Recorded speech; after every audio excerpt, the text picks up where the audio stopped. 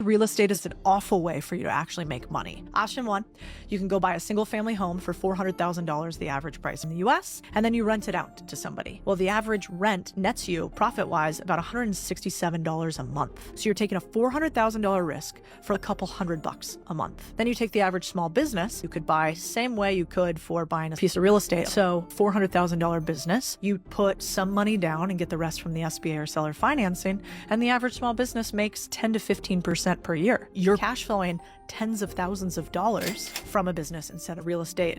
She's comparing purchasing a single family home as a wealth building tool or a wealth investment versus a small business that's also worth the same amount of money, right? 400,000. In my opinion, they're two separate vehicles of wealth building.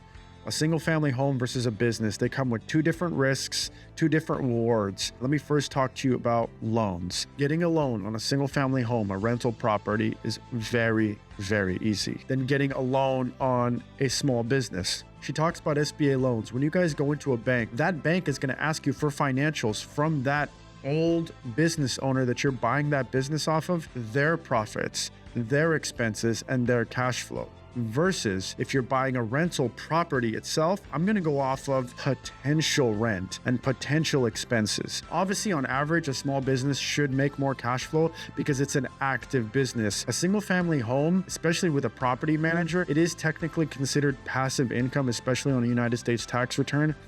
You're not actively sitting there calling every day. There's really only one way to make money in general, and it's obviously through the paying of rent by your tenant. In a small business, depending on what that business is, there could be 2-3 different, ways of generating revenue off of that business. Again, guys, kind of what I said in the beginning of the video, there are two different, completely different ways of wealth building. And what I would do instead of versus one versus the other, what I would do is I would have a small business or a side hustle. Then I would save money, put it in a bank account, and invest into rental properties. Rental properties are a great way of not only wealth building, but kind of retaining your wealth, because we know that real estate isn't going anywhere. What we do know that is going somewhere is your small business. There's a lot of boomers right now and a lot of people on Instagram and YouTube and all these other social media platforms. They're trying to help you guys out there purchase boomers businesses that are going out of business. A lot of boomers are retiring right now. But guys, what you guys don't forget about these businesses is some of these businesses are not viable anymore. They're not being ran properly. The expenses aren't being managed properly.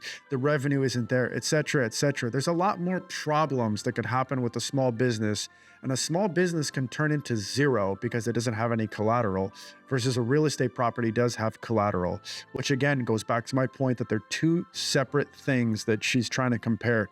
And in my opinion, it's trying to compare like apples and oranges. They're just not really comparable. Again, two separate vehicles of wealth building. I love Cody. She makes great points on a lot of other subjects. I don't think this was a great point because they're not comparable, but if you have any questions, DM us. Let's start the dialogue in the comments section. Let me know.